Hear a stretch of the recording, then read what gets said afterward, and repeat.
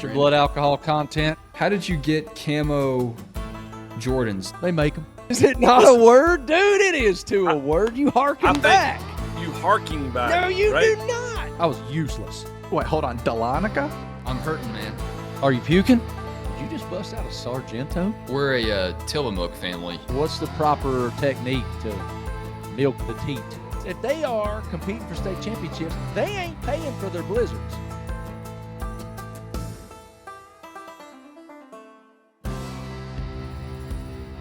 Hey, y'all, welcome to the Marty Smith podcast here at Outsider. We are kicking ass and taking names. I'm Marty Smith. He's Wesley Blankenship. Looks like Magnum P.I. It's a good-looking shirt, son. Where does man get one of those? I got this in Hawaii. No joke. Oh. Got it right there on the island. Where was it? Maui. I've never been to Hawaii. Lainey is desperate to go. She really wants to go to Hawaii. We've been blessed. We've been a lot of places. We have not been to Hawaii. And where I grew up in Appalachia, for some reason, we put an on the end of it. It's Hawaii. Hawaii? Yeah, I'm not really sure Missouri. why. No, I'm not too sure how many of us have heard of Missouri back home in Appalachia. We know it's somewhere in the middle of the contiguous United States, but we do not know exactly where. We're still working on that part. Huge show today. We got Drake White coming up. Loved our conversation with him. He's a fascinating dude. Can't wait for y'all to hear that. But we've had a good run here on the Marty Smith podcast. Wes and I, we've not had the opportunity to really recount what we experienced at Daytona. We took last week off. As a result, we were both struggling. Speaking of struggling, how you doing? I am not great yet. Wes, I turned 46 years old here in a couple months, and less than 2 months, about 6 weeks, I'm going to be 46. And I don't have the wooden leg that I once did. I went to see my buddy Eric Church a couple nights ago, Saturday night at the Spectrum Center in Charlotte, North Carolina. And let me tell you, just about everybody I know went to that concert based on the text messages I received. And I told everybody, look, my operating procedure, and this is a unified front on Laney and my behalf. Our operating procedure at Eric Church shows is as such. We love you. If we see you, that's awesome. We'll break bread, we'll cheers, we'll take a shot, we'll do whatever. But I have to be kind of on Marty time. I got to be as selfish as humanly possible when it comes to Eric Church shows, because I'm going to tell you why, Wes. I don't want an itinerary. I want to enjoy the show the way I want to enjoy the show, and I do that in a very interesting way.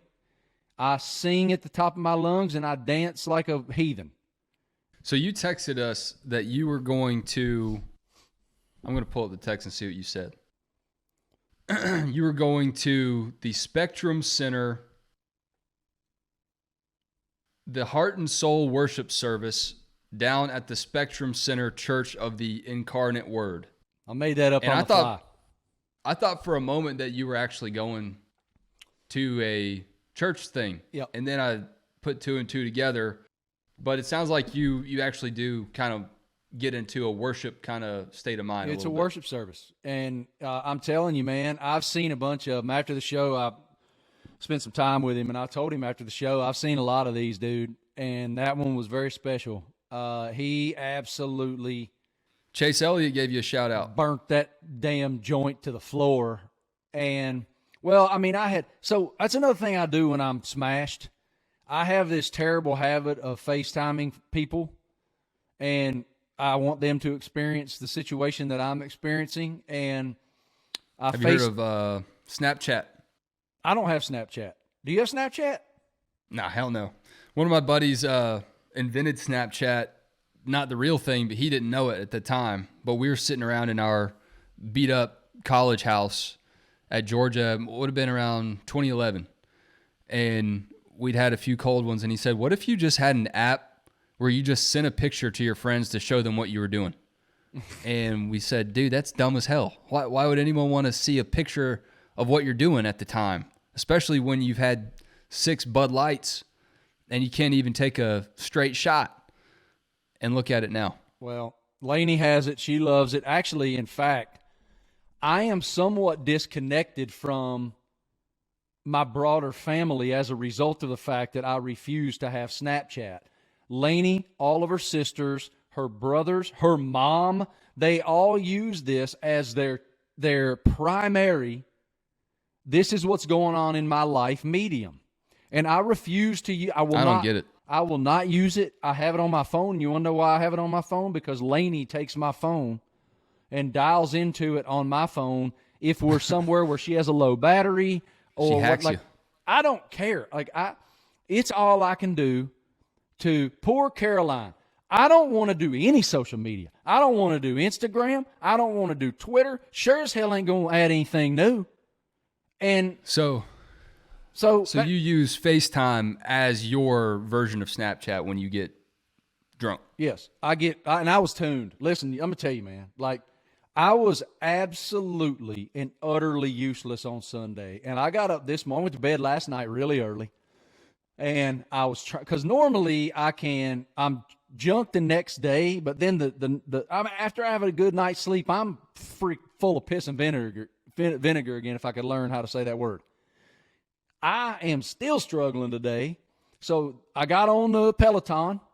I went balls to the wall on the Peloton trying to Do they have a hangover? Out. That's what they should do. They should have a hangover class. Yes, they should have a hangover class. And tried my very best to sweat it out. And one thing that happens after every single workout, this friend right here, this is Sadie. She's my multi-poo. Say hello to America and the world, my friend. She's terrified right now. Sadie just winked at me. She did. Today's her birthday. Today's Sadie's second birthday. Happy birthday, my friend. And she loves to have the buffet on my sweat. She'll lick off all my sweat, right? And I think she's hammered right now. I think that's why she one-eyed you right there, because she just basically got smashed off a leftover Jack Daniels after my Peloton workout. So what do you do for your hangover, Marty? Do you have a rule? Do you have a system? What do you do? All right, so here's where I faltered on Saturday night, and this is such a rookie mistake. I didn't eat. I didn't eat dinner. My last meal was at 2 p.m. I had a taco at 2 p.m., and then Lainey and I went downtown, went to the Grand Bohemian in Charlotte. We love their bar. Sat there, had a couple of whiskey mules and a couple of single-barrel mules, and then I'm starting to feel good, right? I'm feeling good, man. I'm I don't want to kill my buzz. You find that it's that tweener spot between... There is a moment where you're still on the way up. You're still on the escalator up. I should have. And you don't know when you're on the way back down until it's a little too late. And I jumped the shark quick. And here's when I jumped the shark. Here's the thing about Eric's crew. Eric's one of my dearest friends on the planet. You know that. But I am buddies with his whole crew. I've known his band crew, his management, his bodyguard. I've known them all for a decade. They're my boys. So when I go to a show, I'm not just seeing Chief. It's like a family reunion for me. And they all want to take shots. I hate shots. I never take shots. I won't do it. And for whatever reason, not only didn't I eat, I also was firing back shots. Yeah. And dude, so I think we went to bed. We stayed up and partied until about 2:30 or 3 probably. And we're walking from the Spectrum Center back to the hotel. And I looked at Lainey and I was like, you know what Eric said to me? He said one of my eyes was crossing. That probably ain't good.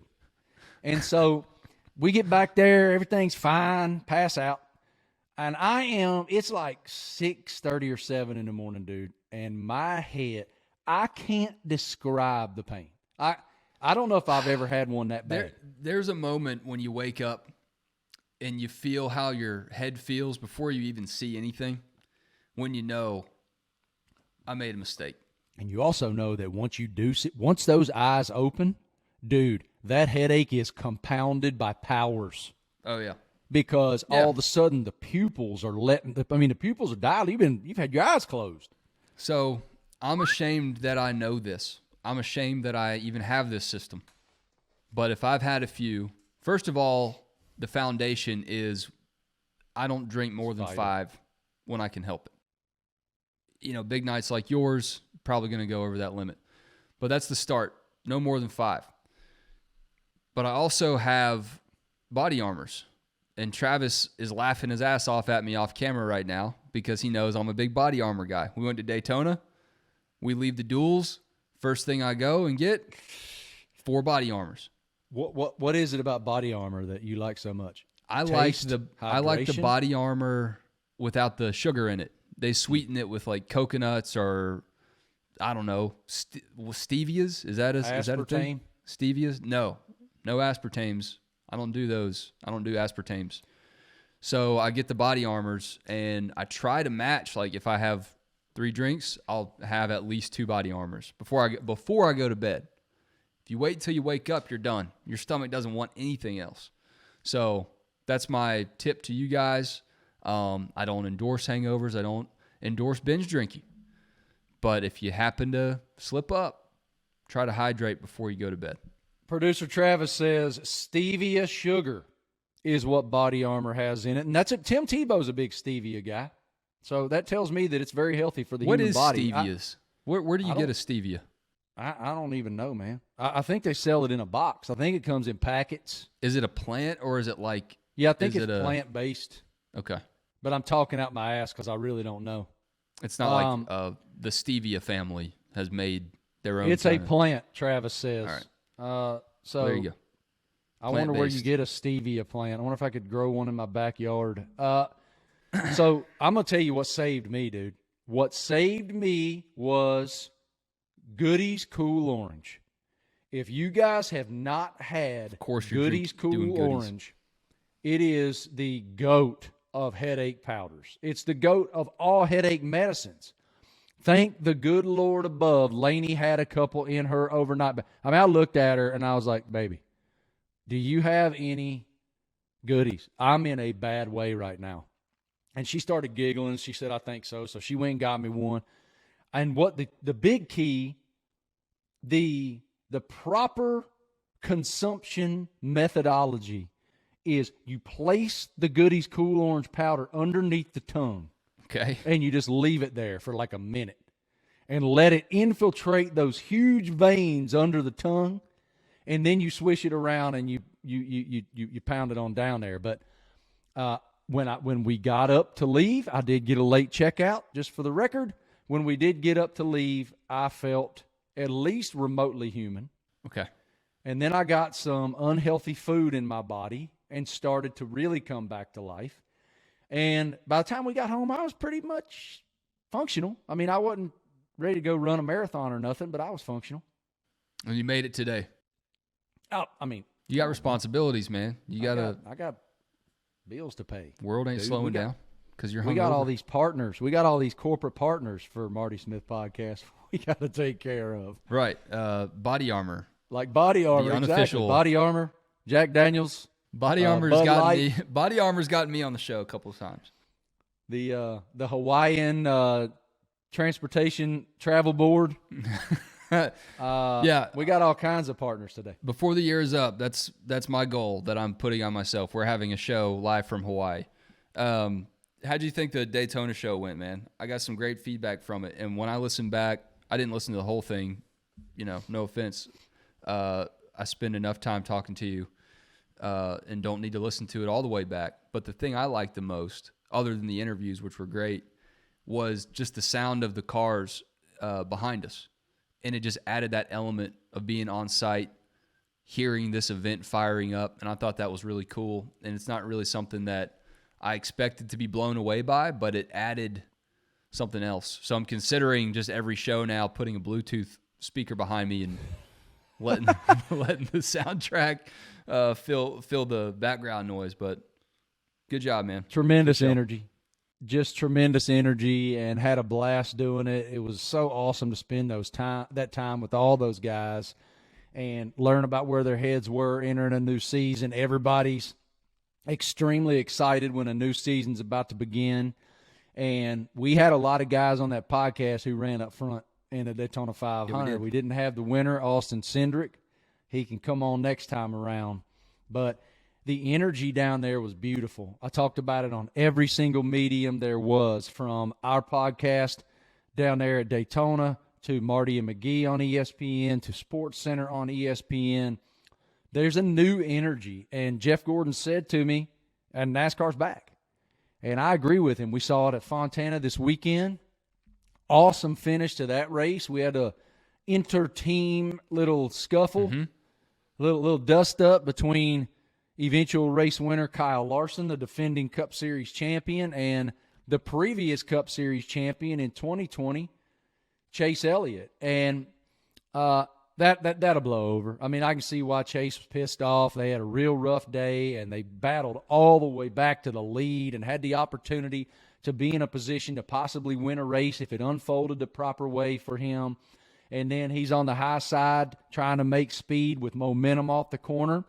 And Kyle Larson says he didn't know Chase was there, stuffed him in the fence, and that was all she wrote for Chase. And Chase showed his displeasure, which I get it. These races are really hard to win. This sport is extremely competitive, and now Kyle Larson's going to be in the playoff, and Chase still has some work to do. Did not get the finish he felt he and his team deserved, and there's a lot of emotion that comes with that. He'll get his. They're making a lot of speed. Chase will get his. And, you know, I did FaceTime him the night before the race, and so maybe I distracted him a little bit. Why'd you FaceTime him? Know. What was it? Because Eric Church. That's right. So I forgot. This has become a thing. If y'all have been to a church show, you know that when he sings these boots, everybody takes off their boots and puts them up in the air. It's a beautiful scene. It's been that way for 12 years now or something, maybe longer than that, but 15 years. And it's just a cool thing to see. And Eric takes a bunch of boots down there in the pit, and he's got his own Sharpie, and he signs the boots and gives them back to the people. And it's a really neat kind of community moment for the church choir and the artist. And what's happened now with Talladega is every single time that Eric sings Talladega, all of these fans are bringing these race flags. That's cool. They got Dale Earnhardt flags. They got Talladega flags. They got other, name your driver. Flags. Tony Stewart. Checker flags. A lot of times people are giving Eric Chase Elliott flags because, A, he's the most popular driver, but B, everybody knows that Chase is fanatical about Eric's work. He's a humongous Eric Church fan, gone to a bunch of shows, which I actually owe him one. I was supposed to take him to one very recently, and I got sick as a dog, so I owe him one. And he's like huge Eric Church fan. So when Eric held up the Chase Elliott flag, I thought he should see this. Might pump him up. And it damn near took him to victory lane. Thanks a lot, Kyle Larsons. It's just a really great time for the sport, and I think it's going to continue this weekend. So they're going to Las Vegas Motor Speedway now for the third race of the season. It's going to be another amazing race. There's a lot of drivers that have a lot of ground to make up, and that includes Kyle Busch, who may end up going to victory lane there. We'll see. But, Travis makes a good point here. He just texted Wes and me that even Chase Elliott's Twitter biography is an Eric Church lyric. Leadfoot leaning on a souped-up Chevy. Of course, that's from Like Jesus Does. That's one of two songs Eric has ever cut that he did not write. How about that little nugget of information for you? The other one is Leonard Skinner Jones. Both of those songs were written by the GOAT, Casey Beathard, whom Eric Church considers the greatest songwriter in Nashville and one of the greatest of all time. So, Marty, you had a question, and you can finish your thought. This reminded me of your question from a couple weeks ago, and I didn't want this show to end before we addressed it. You asked people about their workout song that would almost be embarrassing. You wouldn't want to share with your friends that it fires you up for the workout. And I was thinking about Casey and how much your interview with him was really inspirational. And there are some songs that he's written that might not sound the most electric or energetic, but they might strike a chord that makes you want to push a little harder. And I was wondering if that was the kind of song you were thinking of when you asked that question. We asked the viewers what their song, like basically it's you're kind of going through the motions. You cannot get to the point where you have the pre-workout hadn't hit just yet. You need something to get you going. And all of us have that song that we love this jam, but we don't want our boys to know it. And so I thought I was giggling because mine actually came on one of my Peloton workouts, and it made me giggle, and I'm not going to share mine yet. I'm going to share some of the ones that we got from our viewers and our listeners. We got Call Me Maybe by Carly Rae Jepsen. That says it's Vol fan in AZ. So Call Me Maybe. We got Mean by Taylor Swift. Sexy Back. Justin Timberlake. Wow, Bananarama. All right, so I just listened Matt to that album from JT the other day because I was feeling nostalgic and was listening to 2007, 2008 was the year I graduated from high school. And that album came out that year. And I was like, man, I can't believe that we were listening to this from front to back. So that's funny that was a song that fired someone up. It's a great song, dude. I mean, it's a phenomenal song. We got Shake It Off by Taylor Swift, by Aaron Schmeling. Good Vibrations by Marky Mark and the Funky Bunch. That's a good one. Matt has tweets. I wouldn't be ashamed of that one. No, that's a good one. You remember the video? You're too young to remember the video because you're a child and just got out of diapers. Marky Mark was yoked when he was in his early 20s. I mean, yoked. And he had this barbell with cinder blocks on both ends, just firing off curls like Ed Orgeron. They don't have those in the LA on that Fitness. Pre-workout. No, they do not have those in the LA Fitness. Speaking of, dude, I had the Arkansas at Florida basketball game Tuesday night. And I had to go. So I left Daytona Monday morning. I drove across the state to Gainesville because I had that basketball game Tuesday, Super Tuesday. And so on Monday, I was like, I really want to get a good workout in. I haven't been in days. I've been in Daytona since Thursday. And so I go to this Crunch Fitness, it's called. Purple and yellow everywhere. That's what is that? Planet Fitness. That's a no judgment zone, dude. It's a no judgment zone. I have nothing to really say about going to Crunch Fitness other than it was packed. So how does that work? You just go up to the clerk and say, "Hey, I want to work out." That's what I did. I went up there and said, "Hey, man, I would love to get a workout in. What do I got to do? I don't care what it costs." He goes, "That's $10.71." I said, "Here's my credit card. Put it on there." And he asked me what in the hell I was doing in town, and I told him that I was there to cover a college basketball game against Mike White and the Florida Gators and the great Eric Musselman and the Woo Pig Suey Arkansas Hogs. Did you see him yell at me during post-game interview? Every post-game interview should look like that, honestly. I mean, I love that man. That's what you really want to hear from the coach, right? You have your questions that you need to ask and want to ask. But when the coach just shouts at you, whether it's good or bad, that's what the viewers want to see. It was amazing. And he apologized to me on the tweeter machine that he interrupted me. I'm like, dude, I should have broke out I should have done Woo Pig with you. Hell, I did a whole commercial about Woo Pig. I mean, McGee and I did a whole commercial.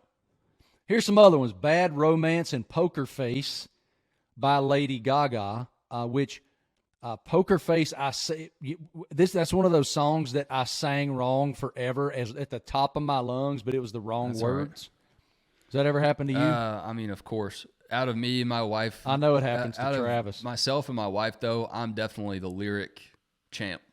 She can't get a lyric right.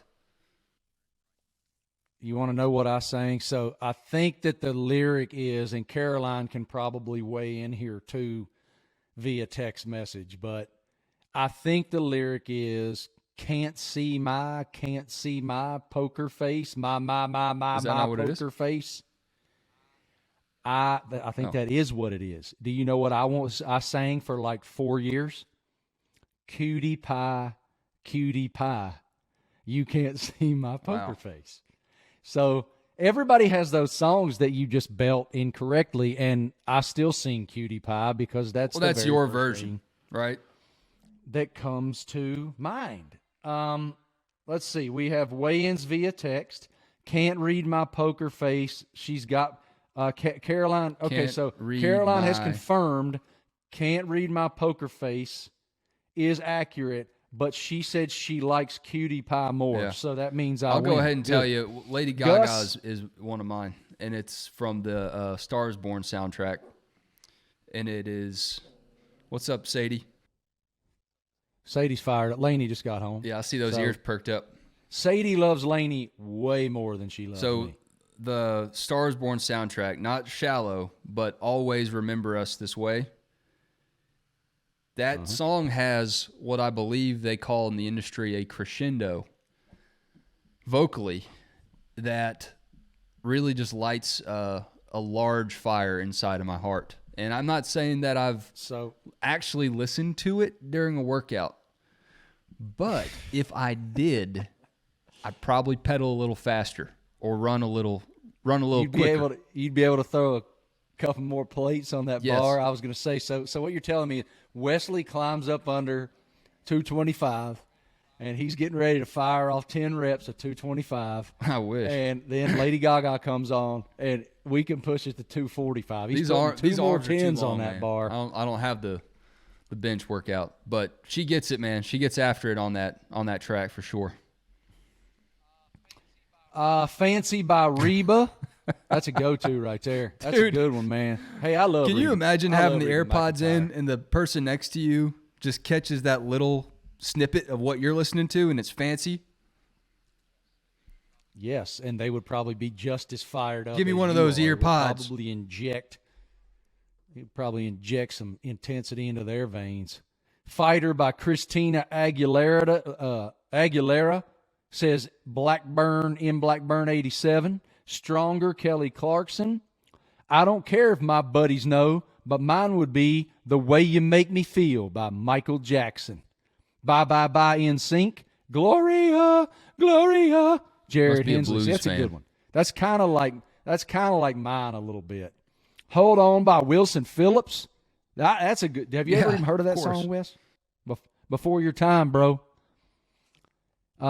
I Want to Dance with Somebody by Whitney Houston. Jason What Baker. kind of workout are you doing to that? I mean, you must be doing some sort of like aerobics, jump rope.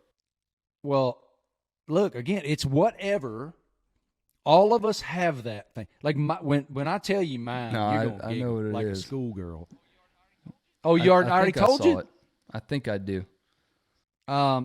So I've had this song on my like Spotify workout mix forever. And I was doing a Peloton workout the other day, and I love doing 80s and 90s Peloton workouts. I love, like some people want to do the kind of climb workouts, or they want to do the endurance workouts. I want great music that gets my heart rate at 180 and it's about to explode. And here I am in the middle of this 80s workout, and my song came on. My song, Wes, you go first. What's yours? So, you just told me. That's mine. Always Remember Us This Way, Stars Born. Mine is I Found Someone by Cher. That's what I thought it was. And it is awesome. I found someone to take away the heartache. All right. We have Drake White coming up. I bet he could sing. I need to tell him to put that in his set list. Fascinating dude. We had a really cool conversation with him. And if y'all don't know his story, this man has perspective based on strife and based on the understanding of kind of the power of mortality. His life changed dramatically when he had a physical scare in his life, and you guys will hear how that impacted him, his perspective on his career, relationships, and everything that comes with it. And Drake is also War Damn Eagle, so those of y'all who love Auburn, this is one of your brethren. Here is Drake White on the Marty Smith podcast at Outsider.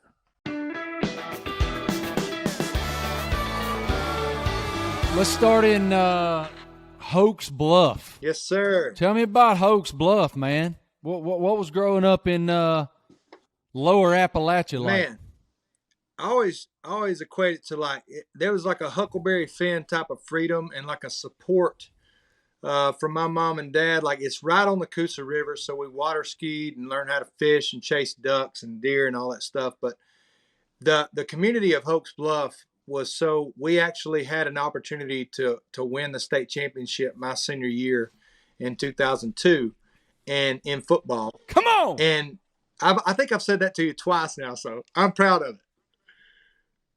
You're not as proud as me. I'm 10 years. I won a state championship 9 years before that, and I still have my high school helmet right there. Yeah, there you go. So, and there were, what I was getting at, there were 20,000 people at Legion Field. That community, like, now that I'm in Nashville and I see people at CPA and these private schools, and it's great education for the kids, but there's not that sense of that little town. So that little town was everything, and it was everything to have the pride to go play for them and work for them at Norris Farms, cutting squash and stuff like that. And in the community, you know, we can still go back and talk about that stuff. So Hoax Bluff is that kind of Baptist church, everybody knows everybody type of place. And I love it. I love where I was born and raised, and feel very blessed to have had the opportunity, you know, to call myself an Eagle. I spend a lot of time now. Now, I'm a lot older than you, Drake. I'm 45 now. And I spend time chasing that exact sensation that you're describing right there, because I spent my entire youth dreaming of getting the hell out of there and doing something bigger and being something bigger. And I'm the cliche that says, man, all I want to do is get back. Yeah. And it's that I want to get back to that beauty and simplicity. Yeah. That's what I want to get back to, because now my life is 7,000 miles an hour. I'm in this situation where I'm constantly chasing something rather than working. I'm working my tail off to try to be where my feet are, but it's really hard to do. Easy to say, hard to do. Yeah. And it wasn't hard in that time in my life, growing up in Parisburg, Virginia, which is basically Hoax Bluff. It's the same exact place. Right. It's faith family football. Yeah. And do you find yourself doing the same thing? Yeah, it's funny that you're talking about this, because I think we have this esoteric view of what we want to accomplish or what we want to do, and we're just balls to the wall until we get there, and we get in that place, and then we yearn for going to one of my nephew's football games. Was one of my, like, I really wanted to go, and I haven't been. He's 16. You know, I've never been to one of his football games, and it's like, getting back to that simple way is what, like, the muses of the songs that I write, it's all pulled. There's a lot of continuity to that, getting back to that Coosa River, to the muddy water in July, to catfishing and frying the catfish right there, to understanding what a trot line is, and understanding what God and Jesus was to you, and seeing people in Sunday. So, like, I think you have to go where we're at, you know, go where we've been, or whatever. Like, you have to go for it and get there. But yeah, I do find myself, I've been in that position of, okay, now I want to go back. Now I want to slide back a little bit. And that's the beauty about, you know, all of this, is we have an opportunity, when we're successful, that platform builds, and then we're able to kind of do what we want to. What I've realized since my injury and since all this stuff is, like, you better start doing what you want to now. You better start doing what the Spirit or whatever you're led by tells you to do now. And that's kind of where I've been the last 2 years. What song or artist, when you were coming up, made you go, yeah, I got to do that? That's what I got to do. That's who I got to be. Man, it was 1973 recording of Eat a Peach for the Allman Brothers, listening to them do their thing and watching them on stage. I always loved Ray Charles, I Got a Woman. That movie really spoke to me. I watched Respect, which was the movie on Aretha Franklin, which is one of my favorites, last night with my wife. And being from Alabama, like you said, Alabama gets a tough name for many different reasons, whether somebody's married to their cousin or somebody's prejudiced or whatever. But I have a obligation to go spread the good news in the world, that what a gentleman looks like from Alabama, what somebody looks like that loves like Jesus did, you know? And that's what I carried. My parents taught me that. So I love what you said. You know, it's not that it's all on my shoulders to go change the bad view of Alabama, but it's that music, that football, that barbecue, that whitetail, the ability to sustain and be sustained on your own came from Alabama. And I love that hard-nosed,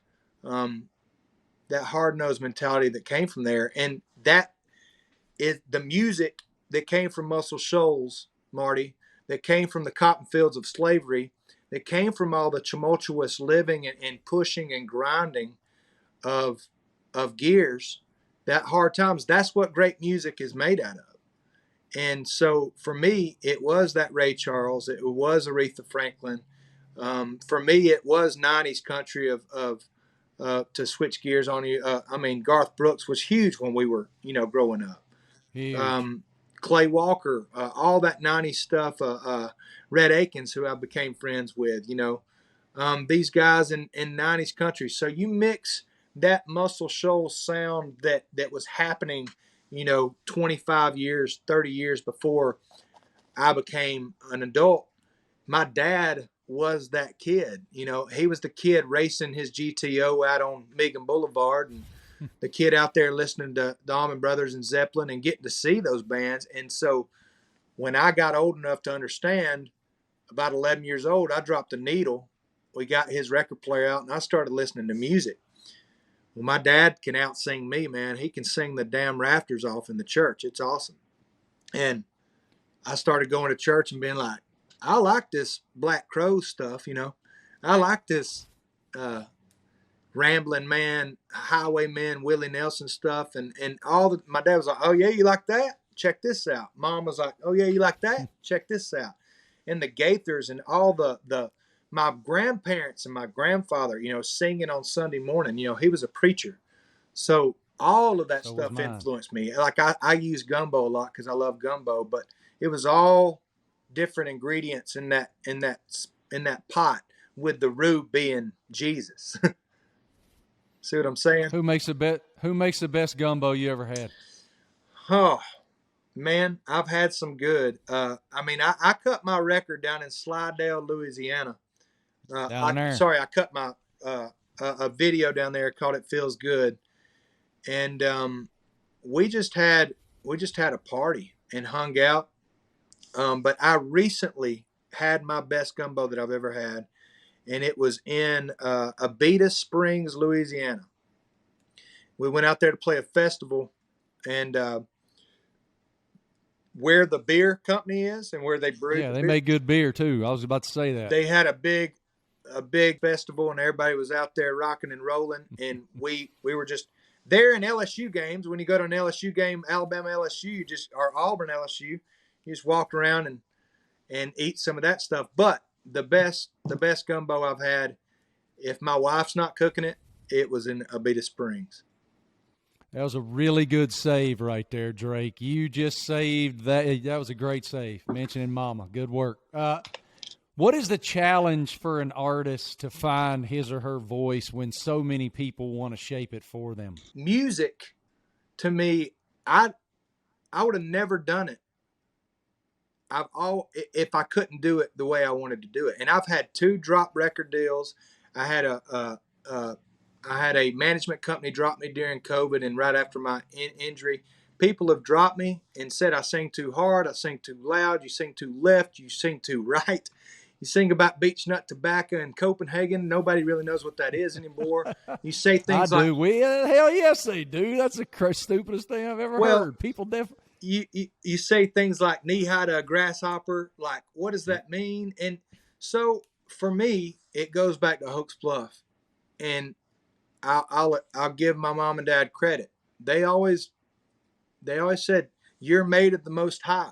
You're made of his fingerprint. Carry it with honor and keep going. So that music for me, Alabama, that funky soul Alabama, let's go, is it. There's nothing I want to be. So I've got to be that. If I'm trying to be anything else, and there's a bending to it and this and that. You can't just be. One of my buddies is Jamie Johnson, and I've learned a lot from Jamie. Jamie is super staunch on, but what's one word that you would use to explain Jamie Johnson? Well, he's definitely unique. He is, if you're talking about his work, traditional. If you're talking about Jamie himself, he's one of one. Yeah. He's eccentric. He is fearless, and he is not beholden to industry expectations. Yeah. So, Jamie does Jamie. So authentic. Yeah. Well, all of our heroes, as we slide back to the Legends of the Fall with Brad Pitt playing Tristan, what was Tristan? Yeah. What was Tom Petty? What was Greg Allman? What was, Waylon, Freddie Mercury, Cash. Yeah. They were just all authentic. And that's, I think, the most important thing I've been concentrating on lately is kind of a cliche, but like with all this social media noise and all this stuff, it ain't hard to be Drake White. It ain't hard to be. I'm speaking to you just like I would speak to anybody if we wasn't on a podcast, and you're the same. And I can feel that. Saturday morning with the Eagle over here and Tim Tebow and beautiful girls and everybody. I'm speaking to you. You're speaking to me, and Marty is speaking to me exactly. That's why people are drawn to the music. That's why people are drawn to me, because it's, I think, or Jamie or Matthew McConaughey. That's a really good one. Like, I read his book Green Lights, and dude, so did I. It's so good. I listened to it actually, because you should listen to it. It's better. But we're drawn to that authenticity like a bug to a bug whacker, man. It's just like, and we don't get zapped, so it's a good thing. So why then does why does Music Row? Why does 16th Avenue take such effort to try to shape an artist into something else? If you want to do a deep dive into it, it can go. It's a psychological thing that we could relate a lot of the happenings of now to that. They think they're doing something good. I think at the end of it, for the most part, I believe the world's for me. Right? Do you believe that? Absolutely. I believe the music industry is for me, and whether it be a Big Machine or Universal or Sony or any big label, I think that they're legitimately trying the best they know how to blow an artist up, because that equals money. I heard this quote one time: where commerce and art meet is a mighty slippery slope, young man. And Luke Lewis told me that, which was a legendary guy that used to run Universal. And I've been dropped from 2 record deals. I've been dropped from left and right and told no and told yes. At the end of the day, I love Jesus. My name's Drake White, and I play music. This is what I'm going to do. So anybody out there playing music, I play music because I love it, and I'm going to do it the rest of my life. So I'm not fearful of my path. I enjoy my path, and I'm good buddies with, name them, Riley Green or John Party or Lee Bryce. Could I be jealous of their path? Absolutely. Am I sometimes? Maybe a little bit. But for the most part, I know that is their path, and my path is my path. So I'm just going to keep going. But back to Nashville, I genuinely think they think they're doing something good. This works for us. This worked for, Scotty McCreery or George Strait. And the truth is, there's no 2 paths that are the same in music. You got to follow your own. And, when you start really going, this is what I want to put out, because this is Alabama, Coosa River, soul funk, brother. This is that's when that's when you can feel it.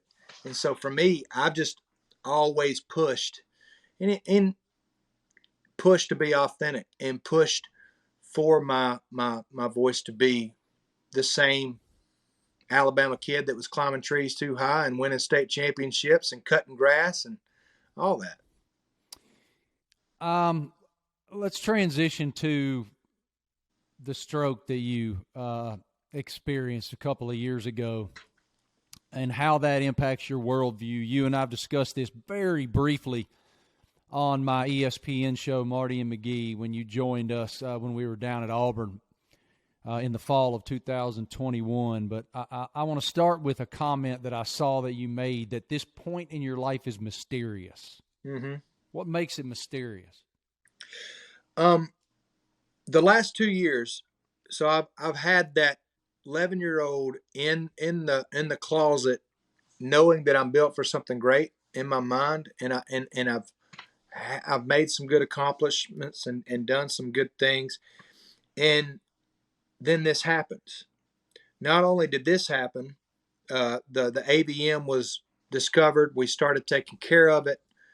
I'm in Roanoke, Virginia, and that wad of veins and arteries ruptured, causing a brain hemorrhage, causing my left side causing me to be paralyzed. Right in the middle of the show, Drake, right? Right in the middle of the show. Basically dead in the middle. So through all that, I'd always been glass half full, Marty. I'd always been the Huckleberry Finn type of freedom dude that was like, oh, we're going to win. I've always thought that the last second game-winning home run or shot was possible.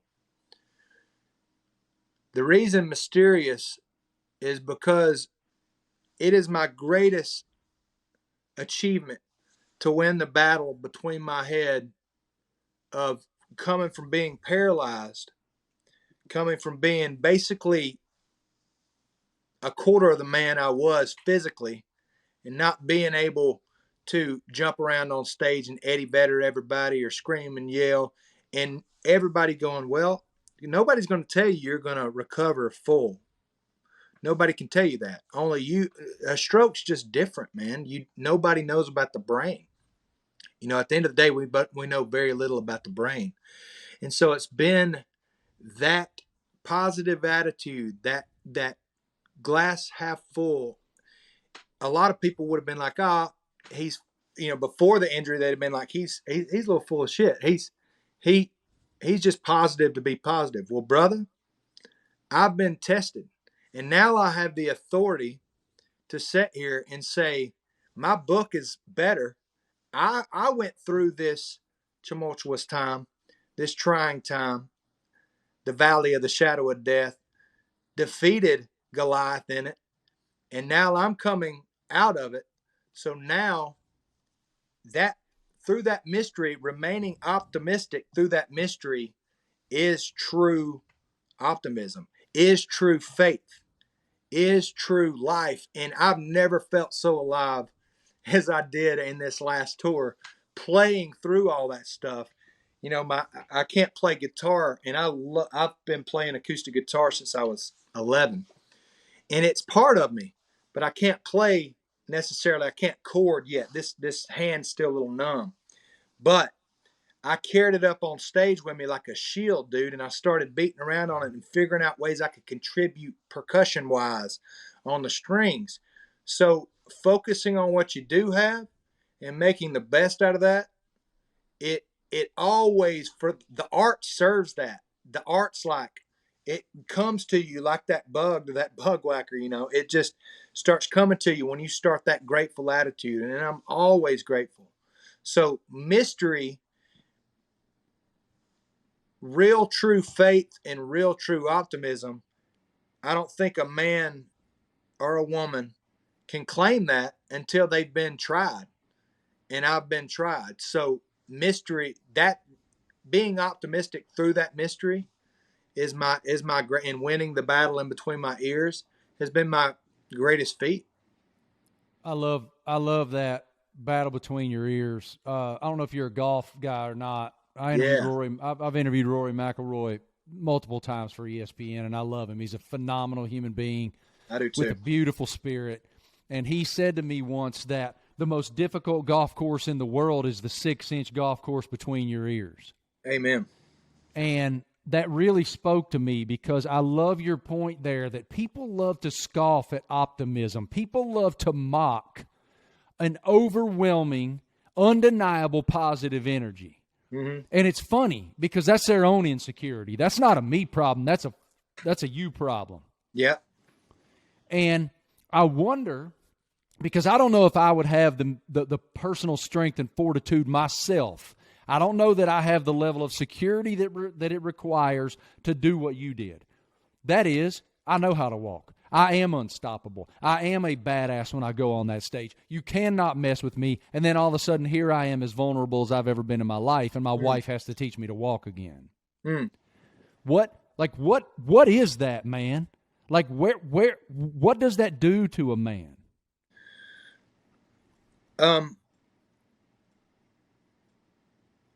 I've always had it. I've always felt like I always had to hit bat in practice way after hours, shoot free throws, run sprints to be lighter, stronger, faster, and just to be able to compete. But, I was an above average athlete, but it was hard fought. Music, with going through the record deals, going through the music, going through the records, and it being hard, it's always been tough. I've always thought that, like, if you put me on a treadmill, or if you put a stack of wood out there and said, cut up all this wood, I've always thought that I could do it and I would win. I have that type D personality, if that rings a bell to you. Like, I'm a very D driven on the disc test, like, and I love putting people together. So what is that? I think it's a combination of just genetics and really my faith, the people that proximity, the people that I choose to be around the most. I'm getting really good at it. If it ain't a hell yeah, it's a hell no. Does that make sense? Makes perfect sense. So if somebody asks you to go hey man, why don't you come play golf? Which I love golf, by the way, and I haven't got to play much since the injury, but I do love it. If somebody asks you to come play golf and you're like, man, if I go hang out for 5 hours with him or her, what's my spirit going to be like coming back into the house, to the casa with my wife? If it ain't better, it's a hell no, bro. Because I got so many great friends. I got Bert Soren, with Sorenex. I've got, some positive people that, Zach Brown is a very positive influence. These guys, my band, like, it's just proximity is power. And I learned that from Tony Robbins, who you hang around is the sum of it. That's it. So I think, to answer your question, it's a combination, Marty, of faith that I was built for greatness, not thinking that I'm cocky for saying that, but thinking that this is just it's my destiny to go in and walk these paths with these legends and with these people. And then the people that I love sitting down and having these conversations with folks like you. You're a positive dude. You're a successful dude. Man, just the second that I got to meet Tebow at the thing, you can tell. What is he? Yeah. He's a light. He's a light, dude. And I want to be around lights. And you can feel that in your heart. So I'm very careful who I hang around. And my wife she's a cheerleader, dude. She's always like, she says things like, if I say, well, I'm not sure that I'm going to be able to do that, today I can't, I'm limping, she'll go, hey, don't talk about my husband like that. Like, you can do anything. That's what you told me when we got married. She does that. And she shoves me back into the, I got to share this with you real quick. Something as small as when you're on an aluminum stage on the plains and there's 3 steps and I got to walk around to get up on the 3 steps. I believe a lot, my life and perspective have changed a lot because of observation. Like, I observe things deeper now, and I'm a better deer hunter for it. I'm a better duck hunter. I'm definitely a better boss and musician, and a better man of God, a better, follower of Jesus. Because I had to sit there during y'all's break, and I was sitting there looking at the steps like, how am I going to walk on the stage? And what I did is one of the guys helping there, I said, hey man, I came around and walked up those 2 steps that you've been jumping up and down to get the hot sauce and to get whatever you were getting. But I looked at those 3 steps for more than 30 seconds to a minute. And about that time, I just said, God, make it easy. Well, right when I walked around, one of the associate producers walked around and I said, hey, bro, how you doing? And I reached out to shake his hand and he grabbed my hand and I just used his hand and walked right up on stage. Bam, I'm there. I know that's a little thing, but my whole life has shifted and it's given people an opportunity to help. And now I'm producing folks that God said, do for them what you want done for you, and I'll bless you tenfold. That is not a little thing, Drake. So that is not a little thing at all. That is a colossal thing. And I as someone, we are now acquaintances. All right, we are now buddies. Don't ever say that that's a small thing again, because you have come so far. Mm-hmm. I personally admire so much your spirit. I admire so much anybody who wants to be a light, especially someone who's walked through the darkness to find the light. Mm. And the fact that you're sitting there staring, like, that's things that we take for granted every day. I try so hard now at 45 years old as a flawed human being to be so full of gratitude that I can fill my lungs with air. And as someone who just jumps up the stairs, I don't have that perspective. And you just offered me and everybody listening that perspective. Like, what I want to do today is I want to go kick these 2 stairs ass so I can go up there and I can spread my message on this television program or at this show or in this fellowship with these folks. Yeah. It's awesome, dude. And well, thank you. I appreciate you sharing that. And look, I've kept you too long. I want to have you back because there's other things I want to touch on that I didn't get to today. Well, let me tell you how that, hold on a second before we wrap up. How that relates to music.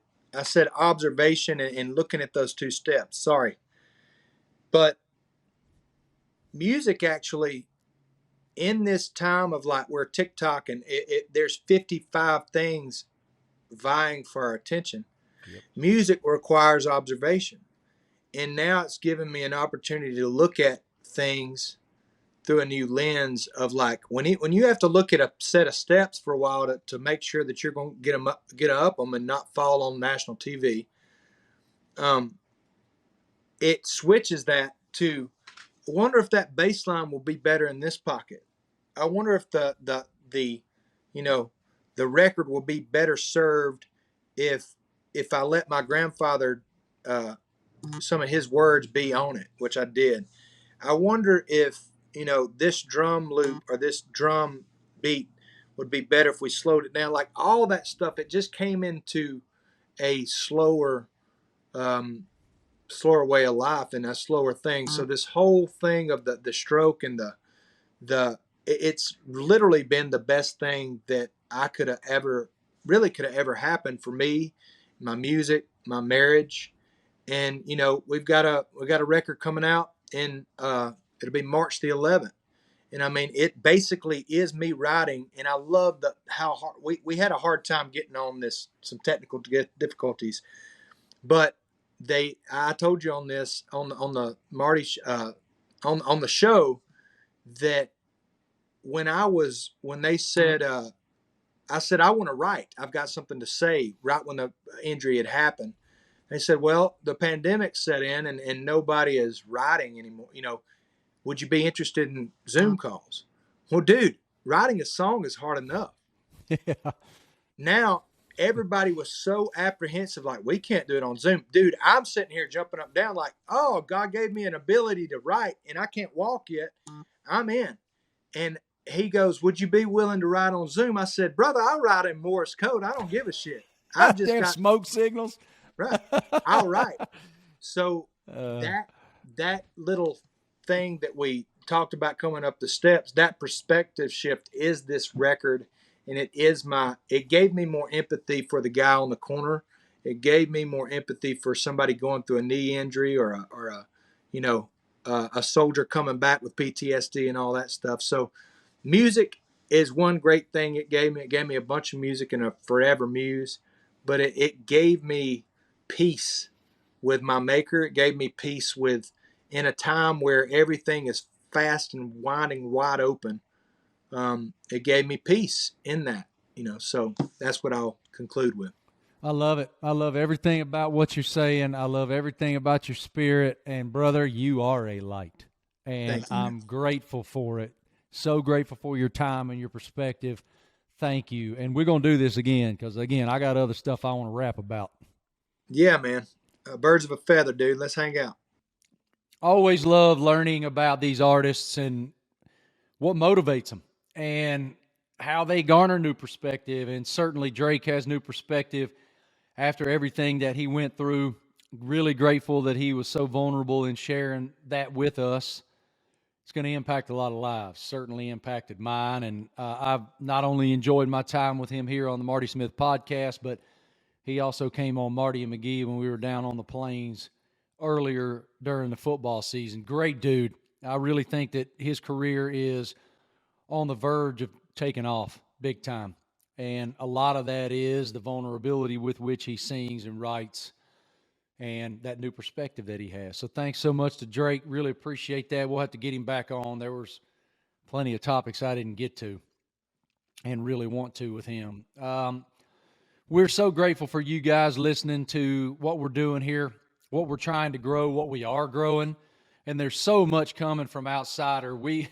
I said this a couple times, and I mean it. We are just scratching the proverbial surface of what this company is going to be, of where we're going, and can't wait to share a lot of that with you guys. Can't do it yet, but we're chomping at the bit. And when we were down at Daytona, we asked every single one of the race drivers that we interviewed for our show to sign a hat for us. And we wanted to use that hat to say thank you to our listeners, to those of you guys who are so invested. Please continue to rate, review, and follow. Send us your feedback. It's pumping us up, reading what we're reading. We want to continue to do this better and tailor it in a way that our authentic passion for everything that Outsider is continues to come through. And it's obvious to me that a lot of y'all want to hear it. A lot of y'all are in a position now where there's so much damn anger out there that it's fun to have perspective of joy and have perspective of kindness and have perspective of fulfillment and vulnerability and failure, which we're trying so hard to grow this thing, and we're trying to do it that way because that authenticity is something we care a lot about. Wes, you have the name of the individual that has won our hat, which was signed by Ryan Blaney, Chase Elliott, Kurt Busch, Kyle Busch. Who else? Would have been Stenhouse. Corey LaJoy, Ricky Stenhouse. I left before. Yeah, I mean, know. A lot of them. Martin Truex. That's right. Lots of names. Big-time stars, NASCAR champions left and right. Who is it? Brad Keselowski also. Oh, Brad K. That's right. He's on there. Yep. So our winner The last name you're going to hear in association with this hat is Josh Kovacs. Congratulations to Josh Kovacs. You join Martin Truex in the last name ends with an EX club, and now you get to wear that hat or display it somewhere prominently in your home. Congratulations, Josh. I mean, that's a big-time score. There are multiple NASCAR Hall of Fame drivers. Did you sign on that hat? Enjoy it, Josh. Congratulations. Did you sign what? It? Okay, I did not sign it. No. If you wrote like a note in it or something. In no way, shape, or form do I belong on that hat. Hell no, that would ruin it. But really grateful to all those guys for spending time with us. And as I was just saying there about Drake White, you learn a lot about people, and you learn about new perspectives. And what Kyle Busch said about the Bundle of Joy Foundation, what Martin Truex said about Sherry's path and everything that they've managed as a couple. I mean, these are human beings. These are people who have strife and obstacles and challenges, and they are using that and those platforms to inspire other people. And that's exactly what Drake's doing. It's exactly what those guys are doing. And damn, does it matter. And we appreciate being able to be a platform for them to share that stuff. So thank y'all for listening.